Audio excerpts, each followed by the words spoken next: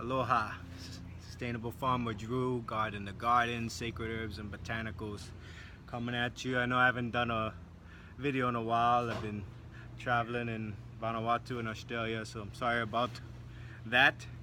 Hopefully I can do this more on a regular basis. But today I'm going to talk to you about this one, this tree here. So all around me, yeah. So this is known as the divine tree. It's a multi-purpose tree and has been used by humans to treat various ailments long before the availability of any written records. Very popular in Ayurvedic medicine, and it is known as the Neem tree or Azadirachta indica. So Azadirachta indica is derived from the Persian word azad, meaning free, and Darach means tree. Indica is a Hindi word of meaning of Indian origin, and if you put that all together, it means the free tree of India. Pretty cool. It's definitely a sacred tree for its multifarious uses, but Azadirachta, it's a little windy. It's a beautiful day here in Hawaii, and hopefully some of you beautiful people are watching. And Azadirachta has two species. One is Azadirachta indica, the other is Azadirachta excisa.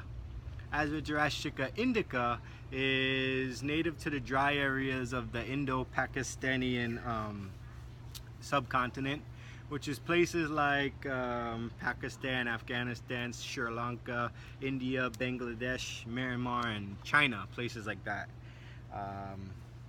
Also naturalized in Thailand, Malaysia, and Indonesia. However, Azadirachta excisa is mainly found in Southeast Asia, so your most popular variety is going to be Azadirachta indica. Now, its distribution has been placed almost globally. It is found in Asia, Australia, tropical Africa, Caribbean, and Central and South America, as well as Mexico. So you'll also find it across Oceania and the Pacific and certain places in North America as well. So it's very versatile and where it likes to grow. And let me get I have a leaf here somewhere. Hey! So, put you up there. Getting a little wilted. I picked it not too long ago, but hopefully you can see that. But it's a medium to large tree. It's deeply rooted, and it's an evergreen tree, so sometimes it's fluted at the base, so it goes like this. And it's moderately thick bark that is deeply fissured and has dark gray on the outside and kind of reddish on the inside. It flakes when it's an older tree, the bark, and I'm going to try to show you the bark in a little bit. And the younger bark is more red. No, you can't see it right now, but it's more brownish red. So there's a differentiation between the two, and you'll see that on the tree, and hopefully I can pick it up and bring you over there if this doesn't go too long. So it has an unpleasant sticky sap though, and the leaves are simply pinnate and alternate and crowned near the branches. So I can't really show you that, but I want to show you this as the so they're usually glabrous leaves, which means they're smooth, no hair. And this is one of the, like, I guess you could say, extensions that come off the main stems. And this is the petiole that comes off of the main stems, which they're considered a long petiole, which are subglabrous, which is slightly hairy, not very much at all. And the leaflets have very short petioles, so these would be the leaflets off of the stem. So there's the, I don't know if you can see that right there. So They're also ovate to lanceolate in shape, and they're kind of unique. If you look at their structure,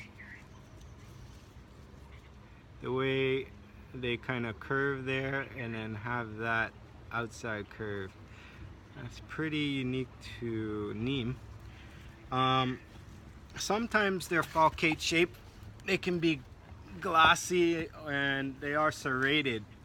If you look at the margins, the edge of the leaf, they are serrated. So the flowers are kind of interesting as well, and I did see one. I'll take you over there and talk about it. But they're small white yellow flowers, usually bisexual. Males can be on the same tree, and they're slightly sweet scented, which is opposite to the putrid kind of smell that neem puts out. It's not that bad actually. It's just what do you call that? One of those smells you have to get used to. So yeah, the petals on the flower, which I'll show you, are imbricate, which means they overlap, and they're spatulate, which means they're broad rounded at the ends. So now I want to show you, hopefully you can see it. I'm gonna bring you closer. I want to show you the fruits of the neem tree. Now the fruits are green to greenish yellow, and they can be purple when they're ripe. And this is where you get the neem oil from.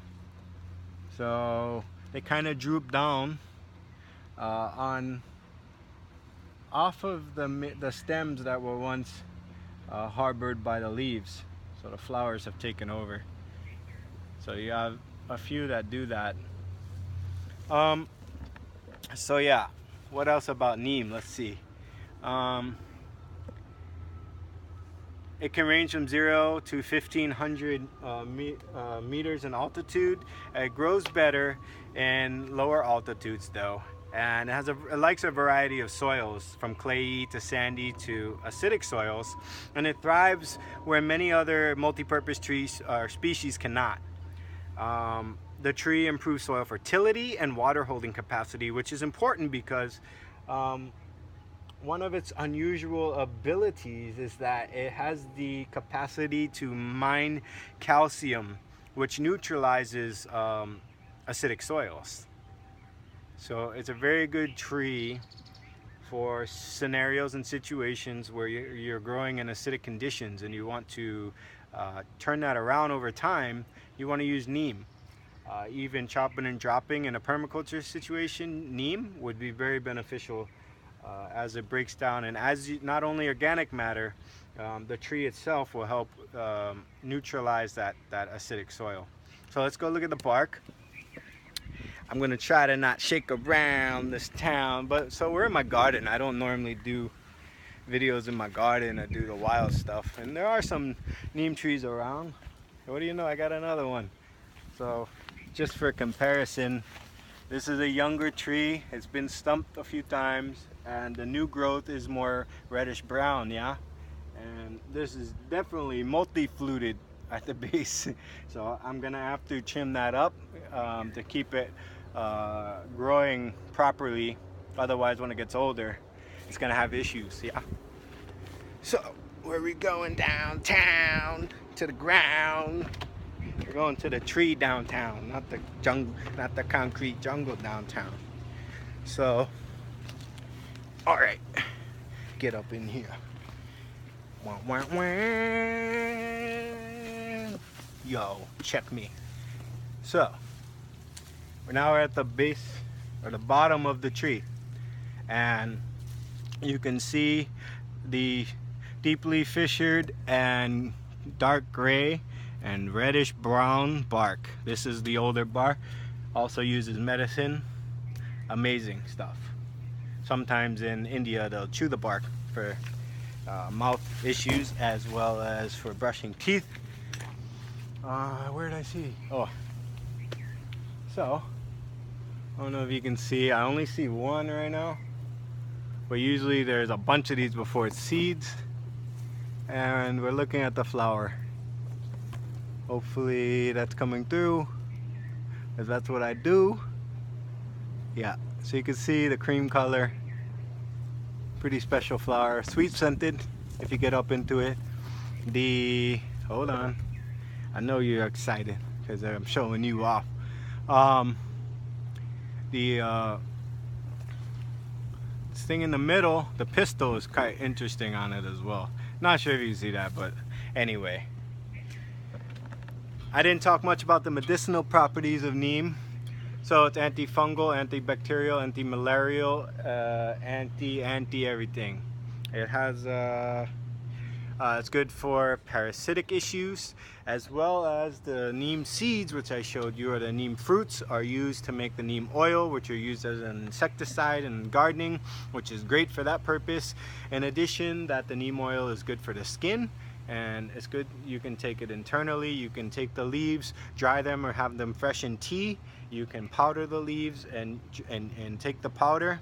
I'd recommend putting them in capsules because it is very bitter. The tea will also be bitter, so you might want to counteract that with something that's a little more sweet, another herb. And you can grind the bark up into a powder. You can chew it. It's kind of rough. And yeah, it's a multi-purpose tree, as I said, so not just in the garden, even though I talk most about that, but this is a very highly medicinal and highly regarded plant, especially in the Ayurvedic medicine world, as well as around the world. Now it's gaining popularity, and I thought it'd be appropriate to do on my birthday because it's one of the most sacred trees that I know of, and I'm glad to be able to do this video. If you have any additional questions, you want to know what it's specifically used for, I'm happy to address that, or you're not sure, don't hesitate to ask me. Yeah. But you can be sure that if you have an issue, I would implement neem, as it does address almost all the conditions I can think about, with the exception of a few.